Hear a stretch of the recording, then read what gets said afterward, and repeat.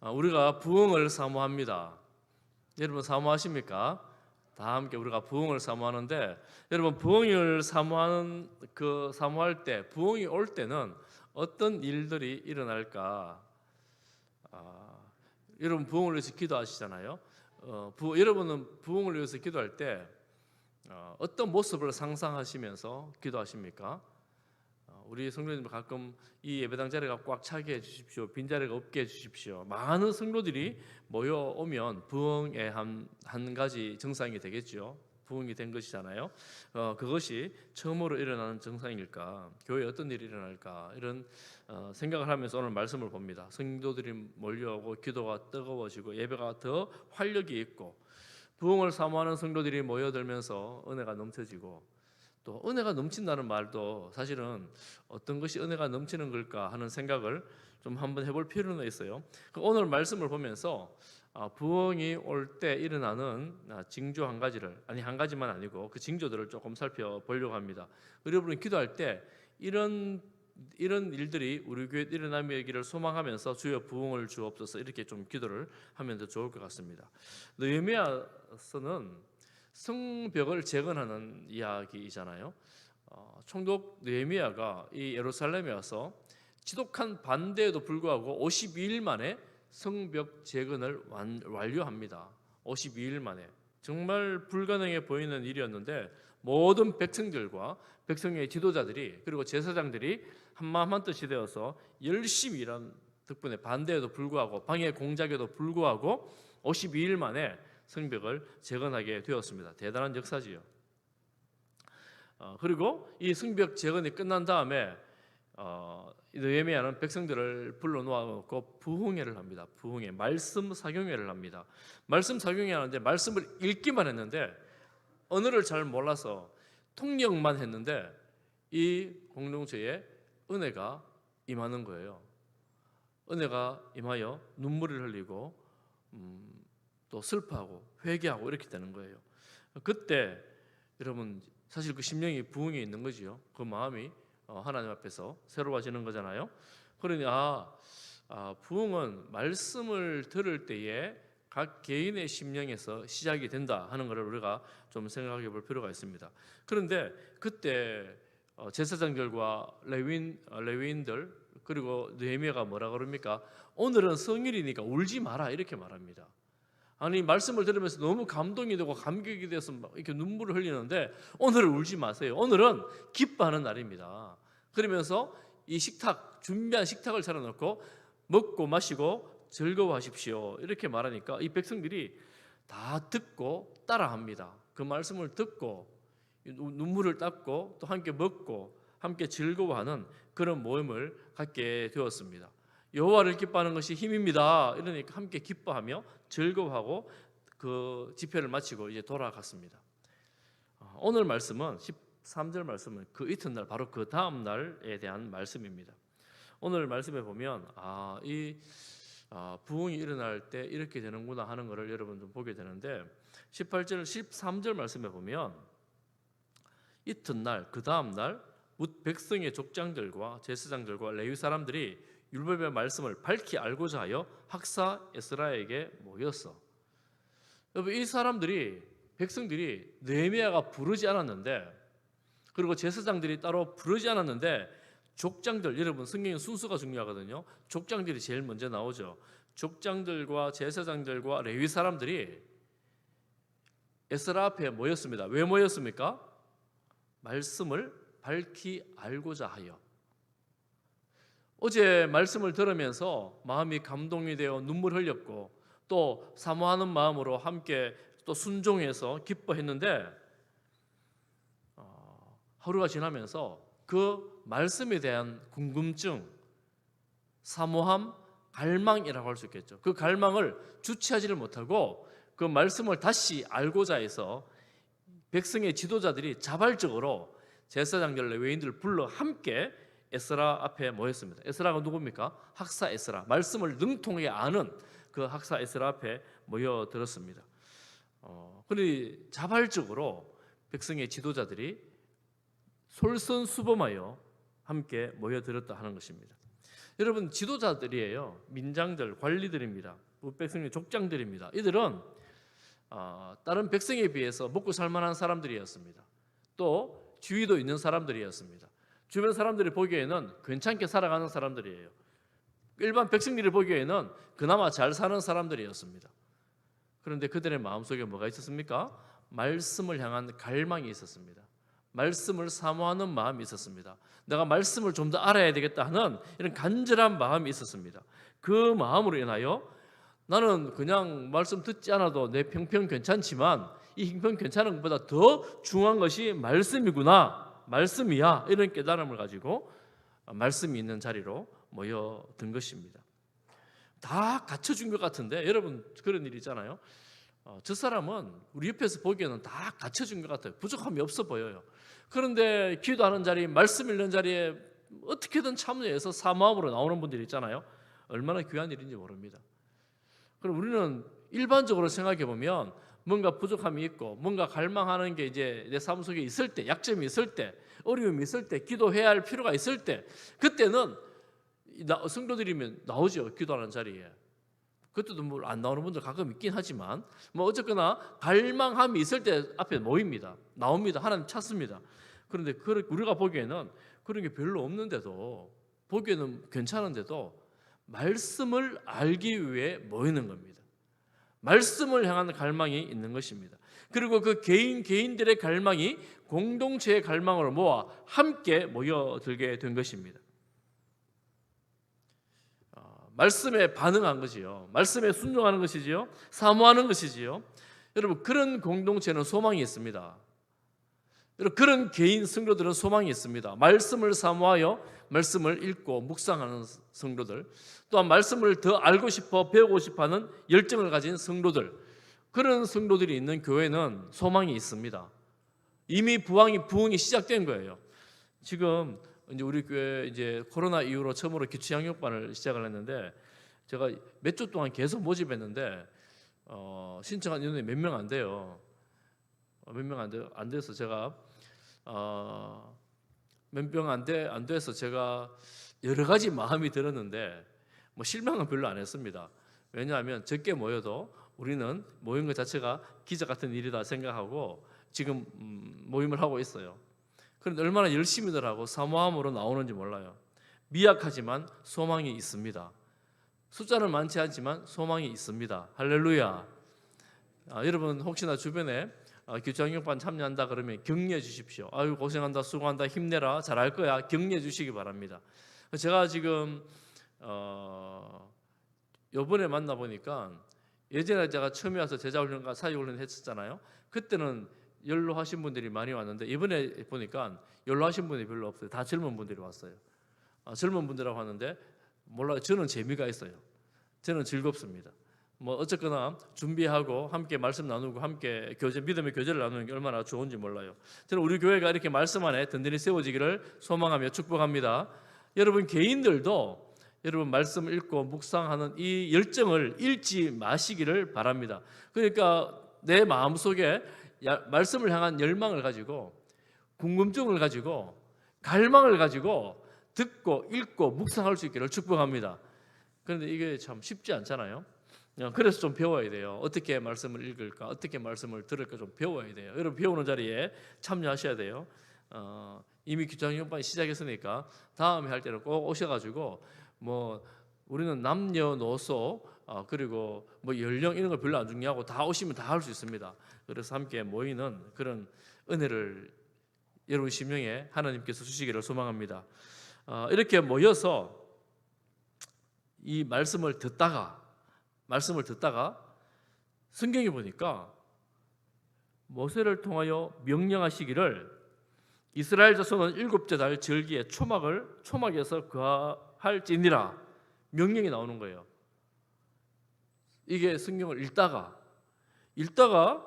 초막에 거하라 보니까 절기가 바로 그때예요. 그래서 명령을 내립니다. 어떤 명령을 내리는가? 초막절을 지키자. 초막절을 지키라. 15절에는 이런 성경에 초막을 지키는 방법에 대해서 나오거든요. 15절에 보니까 모든 성읍과 예루살렘의 공파에 이르기를 너희는 산에 가서 감람나무 가지와 들감람나무 가지와 화석류나무 가지와 종려나무 가지와 기타 무성한 나무 가지를 가져다가 기록된 판발을 들어 초막을 지어라 하라 한지라. 그러니까 이 성경을 읽으면서 우리가 이렇게 하자 그러고 백성들에게 선포를 하는 겁니다. 초막절 지키자, 나무 해오라 이렇게 한 거예요. 그러니까 백성들이 16절 보면 나가서 나뭇가지를 가져다가 초막을 짓기를 시작을 합니다. 그 당시 예루살렘이 그다지 크지 않았거든요. 조그마한 성읍이었습니다. 그런데 백성들이 나가서 산에 가서 나뭇가지를 해와가지고 초막을 짓기를 시작하는데 지붕 위에도 짓고 뜰 안에 하나님의 전 성전 뜰에 혹은 수문 광장에 에브라임 문 광장에 온통 예루살렘 그 성에 초막이 가득하게 된 거예요. 다 나뭇가지를 해서 초막을 다 지은 거예요. 여러분 이런 걸 보고 이렇게 표현할 수 있습니다. 급진적 순종이다. 급진적인 순종이다. 이렇게 말할 수 있습니다. 여러분 지금 이 백성들의 상황이 어떤 상황이냐 하면 성벽을 52일 만에 다 지은 백성들이에요. 얼마나 지치고 힘들었겠어요. 고생을 많이 했습니다. 순식간에 그런 큰 일을 했으니까. 그리고 지금은 9월입니다. 절기로 치면 9월이에요. 추수를 준비하는 시간입니다. 바빠요. 할 일도 많아요. 그런데 하나님 말씀에 산에 가서 나무 해와서 초막을 지어라 그러니까 여러분 나무 한두 개 해가지고 초막을 짓겠습니까? 한 짐씩 해와가지고 지어야 되는데 여러분 그 많은 사람들이 주변 산에 나가면 뭐 가까이 있겠습니까? 온통 이 산 저 산 다니면서 나무를 해오는 거예요. 수고하고 고생하면서 해오는 거예요. 그리고 그 초막절을 일주일 동안 1일 동안 지킵니다. 그 안에 7일을 거하는 거예요. 아유, 우리가 이렇게 하려고 그러면 뭘 먹을지, 어떻게 먹을지, 어디 산에 가서 나무 할지, 누구는 이 집에, 누구는 이 동네, 누구는 이 동네 이래가지고 초막절 준비위원회, 위원회 만들고 조직하고 밥솥은 어디 걸고 반찬은 뭘 하고 계획하고 이런 기획하고 이런 거 해야 되는데 없어요. 지으라 하니까 그러고 나가서 다 짓는 거예요. 되는 대로 막 짓는 거예요. 그리고 거기에 7일 동안 사는 거예요. 급진적인 순종이라고 말할 수 있습니다. 하나님 말씀에 대해서 떨어지기가 무섭게, 말씀이 나오기가 무섭게 아멘하고 순종을 하는 거예요. 앞뒤도 돌아보지도 않고. 여러분 이게 어떻게 가능할 수 있겠습니까? 여러분 요즘 무슨 조그만 일만 한 게 해도 기획해야 되지요. 뭐 필요한 거 생각해야 되지요. 시간을 일정을 맞춰봐야 되죠. 이런 걸 계획하는 게 굉장히 많잖아요. 그래서 시간이 좀 지나면 시들시들해서 안 하든지 못 하든지 다음에 하자 그러든지 이런 거 뭐 이렇게 지나가잖아요. 이것도 마찬가지예요. 야, 이 초막절을 지금 우리가 준비해서 못 한다. 우리 다음에 즐길 때, 내년 즐길 때 제대로 한번 해보자. 준비해서 제대로 한번 해보자. 이렇게 할 수 있는데 그렇지 않고 말씀이 떨어지기가 무섭게 순종하는 백성들입니다. 초막절은 남다른 의미가 있어요. 이스라엘 백성들이 출애굽에서 이 광야를 지나잖아요. 40년을 광야를 지나면서 이들은 장막을 쳤습니다. 장막을 텐트를 쳤어요. 가는 곳에 머물 때는 텐트를 치고 하루든 열흘이든 1년이든 불기둥 구름기둥이 떠오르는 거 보고 옮기면서 40년을 그렇게 다녔어요. 40년을 다녔던 그 절기를 기억하는 겁니다. 우리 백성은 하나님께서 구원하셨다. 애굽 땅에서 우리를 구원해 주셨다. 우리 백성은 광야에서 텐트를 치고 살았던 백성이다. 이 7일 동안 하나님께서 우리를 구원하셨다. 우리는 텐트를 치고 살았던 그런 고생했던 민족이다라는 것을 기억하는 거예요. 하나님은 어떤 분이시냐? 구원자 하나님이시다. 하나님이 우리를 하나님의 백성으로 삼아 주셨다라는 것을 기억하며 그 은혜에 감사함으로 그때를 기억하기 위해서 초막절을 지키는 겁니다. 잊지 않기 위해서. 그런데 지금까지 잊어버렸던 거예요. 초막절을 제대로 지키지 않은 거예요. 이스라엘 백성들이 우상을 섬기면서 이 초막절을 지키지 않은 거예요. 이렇게 절기를 다 잊어버리고 하나님 말씀 지키지 않다가 포로로 끌려간 백성들이 지금 포로에서 돌아와서 느헤미야 때 이 성대한 초막절을 지킵니다. 얼마나 성대한 초막절이었냐면 눈의 아들 여호수아 때부터 지금까지 이렇게 성대하게 지킨 적이 없었다라고 말할 만큼 성대한 그런 초막절을 지키게 된 것입니다. 잊혀졌던, 잊어버렸던 절기, 잊혀졌던 하나님의 사역, 잊어버렸던 하나님의 은혜를 기억하고 순종하는 것입니다. 여러분, 우리가 성도들이잖아요. 우리는 예수님을 믿는 성도들입니다. 성도들이 꼭 기억하고 잊지 말아야 될 것이 있습니다. 그것이 뭐겠습니까? 꼭 잊으면 절대 안 되는 것, 반드시 기억해야 되는 것. 그것은, 가장 중요한 것은 나를 구원하신 하나님입니다. 나를 구원하신 하나님. 어떤 상황, 어떤 형편에서라도 나를 구원하신 하나님은 잊어버릴 수 없습니다. 할렐루야. 우리 그런 거 있잖아요. 너무 바쁘고 분주할 때, 혹은 반대로 너무 무료하고 재미없을 때, 또 때로는 너무 고통스러울 때, 우리 상황이 좀 극단적인 상황에 갈 때, 그때 우리가 하나님을 조금 기억하기도 하고, 또 너무 극단적인 상황에 갈 때 잊어버리기도 하고, 때로는 떠나기도 합니다. 여러분 다 한두 번 좀 그런 경험 하신 분들이 있을 거예요. 너무 힘든데 나는 하나님 믿는다고 생각했는데 너무 힘들 때를 지나면서 하나님 어디 계신고, 하나님 계시지 않는 것 같아, 이러면서 하나님을 떠나는 예들이 있죠. 그러다가 한참 지나서 다시 하나님께로 돌아오는 분들이 있습니다. 또 어떤 분들은 예수 믿는 게 너무 무리하고 지루하고 이건 내 스타일이 아니라고 떠나는 사람들도 있습니다. 그런 사람들은 과연 예수님을 믿는 건지는 잘 모르겠어요. 한번 깊이 생각해 봐야 되죠. 왜냐하면 예수님을 믿는 것이 그저 내가 취미 생활하거나 하나님을 믿는 것이 교양 생활하는 것하고는 천지 비교할 수가 없잖아요. 우리의 신앙생활은 취미 생활이 아닙니다. 우리의 신앙생활은 교양을 지키고자 하는 것이 아닙니다. 세상에서 훌륭한 교훈을 얻어서 내가 도덕적인 삶을 살고 주변 사람들에게 존경을 받기 위해서 내 삶의 중요한 가치를 배우는 그런 게 신앙이 아닙니다. 이 신앙생활은 생명이고 영생이고 구원과 관련된 것입니다. 구원이에요. 그러니 내가 좋을 때는 좋다가 안 좋을 때는 잊어버리고, 내가 기분 좋을 때는 바짝 붙다가 기분 좋지 않으면 떠나버리고, 이럴 수 있는 게 아니에요. 그래서 우리가 예수님을 믿는다 그럴 때 사실은 신중하게 생각을 해야 돼요.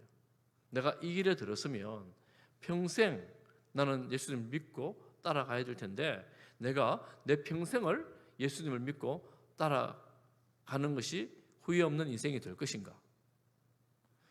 대부분의 모태신앙인들은 이런 고민이 없죠. 죄송하지만 이런 고민이 없다 보니까 진지하게 하나님 앞에 나오지를 못하는 모태신앙인들의 모습들이 많이 있습니다. 신앙이 진지함이 없죠. 왜 없겠습니까? 내 형편대로 하는 거예요. 내 형편에 맞춰가지고. 내 형편에 맞추다 보니 하나님도 이해해 줄 거라고 생각하고 평생을 교회에 왔다 갔다 하다 보니까 계속 왔다 갔다 하는 거예요.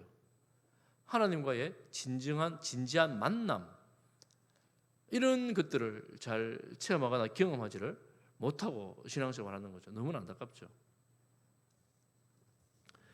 우리가 잊지 말아야 될 것, 하나님이 나를 구원하셨다. 그래서 여러분, 절기들, 우리도 절기를 지키지 않습니까? 오늘날 우리는 구약의 모든 절기를 다 지키지 않습니다. 다 지키지 않아도 괜찮습니다. 그렇지만 우리가 절기를 지키고, 주일을 지킬 때마다, 주 앞에 나올 때마다, 예배 드릴 때마다 우리 마음속에 진지하게 질문을 해야 돼요. 무슨 질문을 해야 되는가 하면, 나는 예수님을 믿는 하나님의 아들, 딸인데 예배 드릴 때마다 아버지 하나님께 나와서 나는 예배를 드리는 자다, 성도다 하는 것을 꼭꼭 씹어가면서 나는 하나님께 예배 드리는 예배자다라는 이 정체성을 늘 예배 드릴 때마다 새겨야 됩니다. 특별히 제가 오늘 우리 기초장육반 할 때도 말했지만 사도신경을 우리가 예배 중에 고백을 하지 않습니까? 어떤 사람들은 막 달려가요. 전능하사 천지를 만든 사람들 나가면서 막 달려가요. 뭐가 그렇게 급한지를 모르겠어요. 주기도만 하는데 막 달려가요. 막 빨리 끝나면 얼마 차이 나지도 않는데 막 달려가요. 제가 좀 또박또박 하는 편인데 그 목사는 뭘 저렇게 천천히 하나. 제가 더 천천히 하려고요. 막 또박또박 한도박씩. 왜 그렇게 해야 되겠습니까? 내가 믿는 믿음의 도리 사도신경, 얼마나 중요한 교리적 진술, 신앙적 진술, 이 믿음의 도리를 고백하는데 여러분 생각하고 해야 될 거 아니에요. 주문을 외우는 게 아니잖아요. 어떤 종교는 주문을 외우면 구원을 받는데요. 주문을 외우면 병이 낫는데요. 주문을 외우면 인생이 회복된대요. 이런 우상성 이런 거는 그렇게 할 수 있었어요. 왜냐하면 비인격적이거든요. 주문이 통할 수 있어요. 그런데 예수 믿는 건 그런 게 아니에요. 여러분 사도신경하고 신앙 고백하는 거 주문을 외우는 게 아니에요. 너무너무 중요한 신앙의 고백, 너무너무 중요한 주님께서 가르쳐 주신 기도를 평소에는 잘하지 않지만 예배 때 하지 않아요. 그러니 한마디 한 단어를 꼭꼭 생각하면서 꼭꼭 씹어 고백을 하는 거예요. 우리의 예배 가운데 그런 신앙의 고백과 기도를 통해 하나님을 내가 마음에 다시 한번 새기는 것입니다. 얼마나 중요합니까? 나를 구원하시는 하나님, 나를 사랑하시는 하나님, 은혜를 베풀어 주시는 하나님을 그렇게 생각하며 그 하나님과 교제하며 그 하나님 앞에 나가는 예배자, 또 그 하나님과 함께 동행하는 삶, 얼마나 복된 삶입니까? 얼마나 귀한 삶입니까? 이것이 바로 성도의 삶입니다. 날마다 주님 앞에 나올 때마다, 여러분 예배를 드릴 때마다 이런 고백이 여러분의 심령에 풍성하기를 축복합니다. 여러분 헌금을 드릴 때도 그래요. 이제 여러분 오랫동안 신앙생활을 하면서 헌금을 드리는 분들은 저도 이제 목사가 돼서 헌금을 여러분 11절을 떼고 이런 헌금을 떼지 않습니까? 제가 지금 헌금을 하지는 않습니다. 제 아내가 헌금을 하긴 하는데 헌금을 이렇게 하다 보면 너무 익숙해져 있어서 당연한 거지. 이거 당연한 거 맞거든요, 여러분. 헌금은 당연히 드리는 거예요. 그런데 이게 헌금을 드리는 우리의 태도가, 우리의 자세가 죄송합니다만 애들 용돈 주듯 이런 마음으로 준비해서 드릴 수는 없다라는 것입니다. 너무 익숙하다 보니.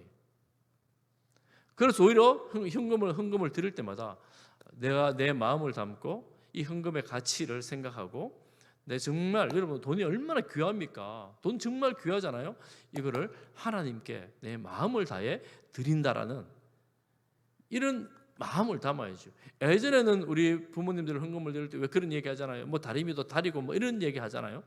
그 다린다고 돈이 달라집니까? 마음을 담는 과정이죠. 마음을 담는 거예요.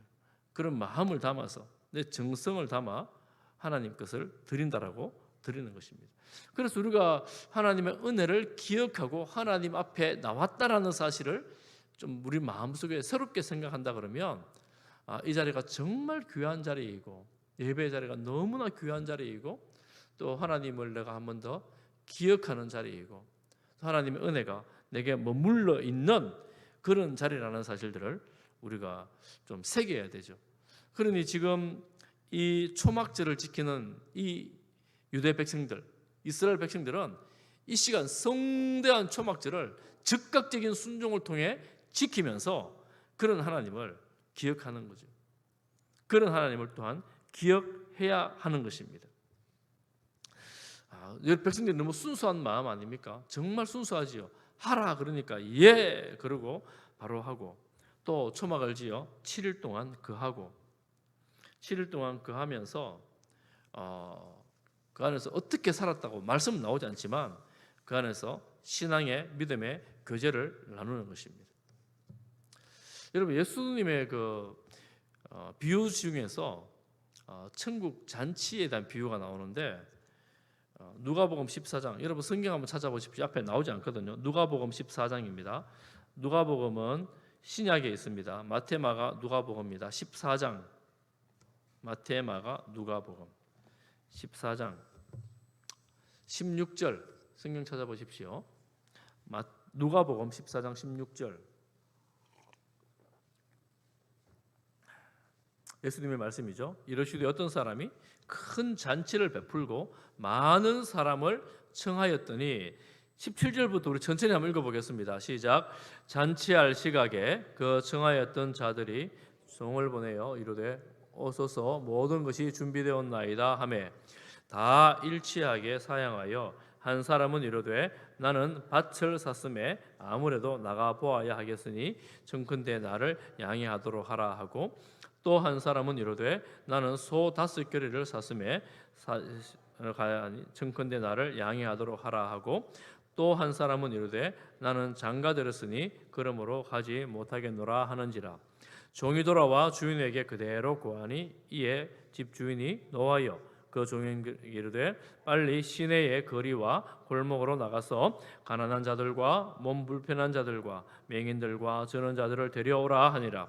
종이 이르되 주인이 명하신 대로 하였으되 아직도 자리가 있나이다.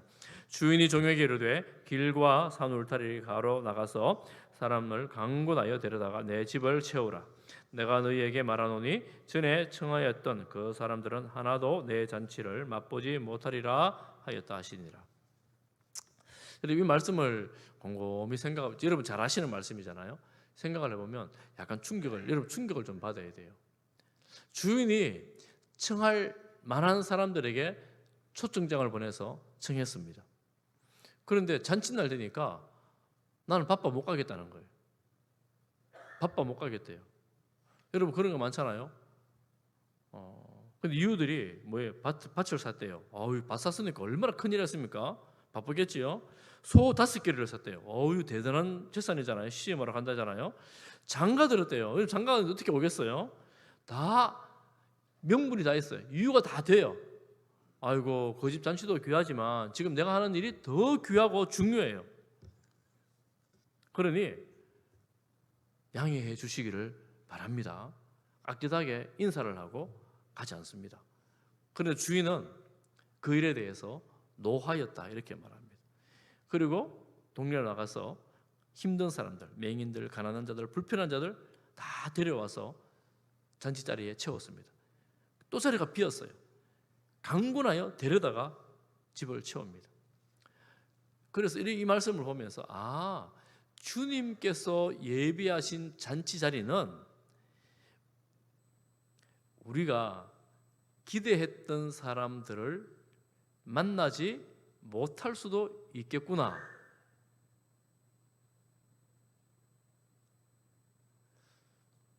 여러분 어떻습니까? 예수님이 재림하시는데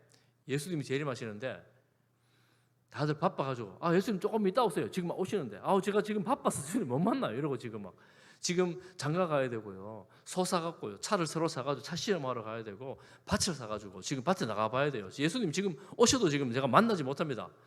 미안합니다 예수님. 이러고 재림하시는데 여러분 그럴 수 있겠어요? 주님 재림하면 차 산 게 뭐가 문제며 밭 준비한 게 뭐가 문제며 소를 산 게 그게 뭐가 중요하겠습니까? 그런데 지금 세상이 그렇게 돼 있다는 거예요. 우리가 너무 바쁜데 너무 분주한데 주님 보시기에는 잔치집에 문 닫히는 거예요. 그러면 그게 뭐가 중요하겠습니까? 우리의 정신이, 우리의 마음이 주님 앞에 나와서 주님 앞에 드려야 될 것들이 있는데 시간과 마음을 드려야 되는데 우리가 지금 세상에 너무 분주하게 그렇게 살아가는 거 아닌가 이런 생각을 하게 되는 거죠. 급진적으로 말씀을 지켜야 될 자리, 사건들, 사역들이 있다면 여러분 그 일에 아무리 바쁘고 분주하다 할지라도 기쁨으로 감사함으로 동참할 수 있기를 바랍니다. 정말 주님 말씀 앞에 우리가 기쁨과 감사함으로 동참할 수 있기를 바랍니다. 여러분 혹시 오해하시면 안 돼요. 이 일을 통하여 하나님의 영광이 나타나고 이 일을 통하여 하나님의 이름이 높아지고 이 일을 통하여 주의 복음이 증거되는 그런 일에 여러분들이 발벗고 나서고 급진적으로 순종할 수 있게 되기를 간절히 바랍니다. 하나님께서 나를 부르시는 자리, 여러분들이 있는 그 자리, 여러분 하는 그 사역들, 그 관계들, 그런 것들을 통해서 하나님께서 하나님 나라를 확장시켜 나가십니다. 여러분들 보고 지금 저 오지로 가라고 말씀하지 않잖아요. 여러분 직장이 여러분의 오지의 선교지가 될 수 있어요. 여러분 가정이 여러분의 선교지가 될 수가 있습니다. 그런데 그 자리에 있으면서 내가 하나님 앞에서 어떤 삶으로 예수 믿는 믿음의 복음을 가지고 어떻게 반응해야 될까? 급진적으로 순종해야 될 자리가 무엇인가? 내 고집과 아집과 내 편리함 좀 내려놓고 주님의 뜻이라면 과감하게 순종하면서 내 불편함과 나 중심성을, 불편함을 감수하고 내 중심성을 내려놓게 되는 것이죠. 어떻게 이런 일이 일어난다고요? 말씀을 묵상하는 중에, 말씀을 듣는 중에 이런 일이 일어납니다. 그러니 하나님의 말씀이 살아있다는 그 말씀의 의미는 그 말씀을 들을 때에 우리의 심령이 새로워져서 그 말씀에 적극적으로 반응하게 되는 그때 그 말씀이 살아있는 말씀이 되어지는 겁니다. 그러니 우리가 말씀을 들을 때 한 번 듣고 그 말씀에 반응할 수도 있고, 한 번이 아니라 듣고 또 듣고 반복적으로 읽고 묵상하면서 하나님의 그 말씀의 의미가 무엇인지, 이 말씀이 내게 주는 메시지가 무엇인지를 귀를 좀 기울여야 되는 거죠. 좀 계속해서 들어야 돼요. 시간을 투자해야 돼요. 생각을 해야 됩니다. 여러분, 우리가 신앙생활을 하면서 교회 안에서 우리는 대부분 오래 믿는 분들이라 가지고 가끔 이렇게 할 때가 있어요. 가끔 이렇게 할 때가 있는데 어떻게 말하느냐 하면, 야, 내가 그 옛날에 다 해봤는데 별 수 없더라, 적당히 해라, 이렇게 말할 때가 있습니다. 뭐 훈련도 해보고 말씀 묵상도 해보고 다 해봤다는 거예요. 해봤는데 야, 별 수 없더라, 그거 뭐 적당히 해도 된다, 너무 열심히 하지 말아라, 이렇게 말하는 거예요. 예수님 사랑하라 단편적인 예로 사랑하라 말씀하시는데 사랑으로 생명을 주셨잖아요. 예수님 사랑하라 말씀하셔가지고 예수님을 믿으면서 그 말씀에 감동이 돼서 내가 누군가를 사랑하려고 애를 쓰고 섬기려고 애를 쓰는데 옆에서 말하는 거예요. 아, 내가 그래 사랑해봤는데 다 별 수 없더라, 소용없더라, 그렇게 애써 살 필요 없다, 이렇게 이제 말하는 거예요. 제가 그런 말 하지 말라고 제가 지금 말씀을 드리는 거예요. 나의 실패를 단정하고, 내가 실패했다고 단정하고 다른 사람도 실패할 거라고 단정하지 마시라는 거예요. 오히려 하나님 말씀을 따라 살려고 하고 하나님 말씀에 순종하려고 하는 사람들, 기도하려고 애쓰는 사람들, 예배에 나오는 사람들 격려해주고 함께 힘을 내서 이렇게 말해야 되죠. 내가 옛날에는 열심히 했는데 지금 열심히 하지 못하는데 당신 보면서 열심히 해야 되겠다, 옆에서 함께 하자, 이렇게 함께 주님의 뜻을 모아가는 그런 성도들이 돼야 되죠. 그러니 잘 못하는 내가 잘하는 저 사람의 힘을 빼는 게 아니고 잘 못하는 내가 잘하는 그 사람을 보면서 함께 열심히 하는 것입니다. 그래서 교회는 칭찬하고 격려하는 그런 성도로 살아가야 됩니다. 우리가 신앙생활을 오래 하다 보니 뭐 대부분 다 알아요. 모르는 게 별로 없어요. 여러분 뭘 모르십니까? 다 알잖아요. 예배 잘 드려야 되고 말씀 묵상해야 되고 기도해야 되고 전도해야 되고 사랑해야 되고, 이게 다잖아요. 거짓말하면 안 되고 성실해야 되고 신실해야 되고 전도해야 되고 다 하시잖아요. 뭐가 문제일까요? 특별히 요즘에 여러분 인터넷이 하도 발달해서 제가 보니까 인터넷에서 내가 좋아하는 목사님 설교를 골라 들을 수가 있고, 또 요즘은 성경 연구하는 것도 되게 많아요. 성경을 깊이 있게 가르쳐주는 그 인터넷 사이트도 되게 많아요. 유튜버는 설교를 얼마나 잘하는지 몰라요. 여러분 꼭 한번 생각해 보십시오. 내가 그렇게 많이 알고 있고 기본적으로 대부분 다 알고 있고 또 새로운 말씀을 계속해서, 은혜로운 말씀을 계속해서 듣고 있는데, 여러분 그 말씀을 듣고 여러분의 삶과 여러분의 인격이 변화되고 있는가 하는 것입니다. 그 말씀을 들으면서 그 말씀 때문에 내가 급진적인 순종을 하나님께 하고 있는가를 우리 자신을 돌아보자라는 거예요. 늘 듣지만 늘 그 자리에 머물러 있다면 좀 그만 들으세요. 여러분 이제 좀 그만 들으셔도 돼요. 주일 예배로 충분합니다.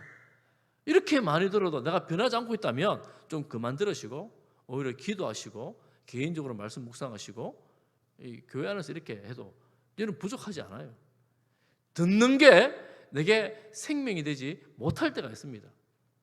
여러분 과식하면 체해요. 과식하면 체하면 몸도 상합니다. 내가 정말 주님을 사모하는 마음으로 조금만 읽어도 그 말씀이 내게 능력이 될 때 내 지성뿐만 아니라 내 마음과 내 몸이 전 인격이 건강하게 변화되어집니다. 어떤 사람은 소식이어야지 건강하다 그러잖아요. 때로는 정말 말씀에 깊이 한두 절 말씀에 깊이 묵상에 잠겨 종일토록 생각하고 묵상하면서 생각하면서 일하면서 찬양하면서 일하면서 기도하면서 그 한 절에 푹 잠겨서 내 사고 가치관이 바뀌어지고 내 삶의 태도 한켠이 변화되어지고 그 말씀 때문에 기쁨이 생기고 감사가 생기고 그러면 여러분 하루의 양식이 충분히 되는 거 아닙니까? 우리가 좀 그렇게 살자는 거예요. 내가 말씀에 얼마나 순종하고 있는가. 여러분 이렇게 되는 것이 사실은 부흥의 시작이에요. 이렇게 살아가는 것이 우리에게 부흥의 시작입니다. 어떤 사역을 계획하고 준비하고 잘 준비해서 멋진 이벤트를 만들어내는 것도 중요하지만 내가 마음에서 심령으로 주님 앞에 나가서 주님을 만나고 주님 은혜 가운데에 빠져들어가는 거예요. 여러분 이렇게 될 때 어떻게 되느냐 하면 기쁨이 있어요. 하나님의 위로가 있습니다. 하나님의 감동이 있습니다. 여러분 그래서 우리가 신앙생활 하면서 기쁨을 어디에서 경험해요? 기뻐할 일이 별로 없잖아요. 여러분 기쁨이 많으세요? 기뻐할 일이 별로 없잖아요. 텔레비전이나 보고 기뻐하고 애들 게임이나 보고 기뻐하고 게임 보는 애들 너무 막 빠져가 그러는 거 하지 말라고 성경 좀 보라고 화를 막 내요. 화를 얼마나 내는지. 여러분 그게 분명해요. 저 게임이 아이에게 기쁨인데 저 게임에 계속 빠져 살다가는 게임만 기뻐하겠다. 하나님을 기뻐해야 되는데 혼란스럽죠. 그러니 우리가 자제하고 하나님 앞에 앉아서 하나님의 기쁨을, 순종의 기쁨을, 묵상의 기쁨을 누리고 경험하는 것입니다. 여러분 그게 우리 심령의 부흥의 시작입니다. 말씀 묵상하면 기쁘고 또 내가 말씀에 순종하는 것이 기쁘고 또 내가 나의 유익만에 살다가 이웃의 행복을 생각하면서 살 때 그게 기쁘고 얼마나 좋습니까? 이런 삶을 살아갈 수 있기를 축복합니다. 우리의 심령에 우리 교회에 이런 놀라운 부흥의 역사가 은혜가 충만하기를 축복합니다.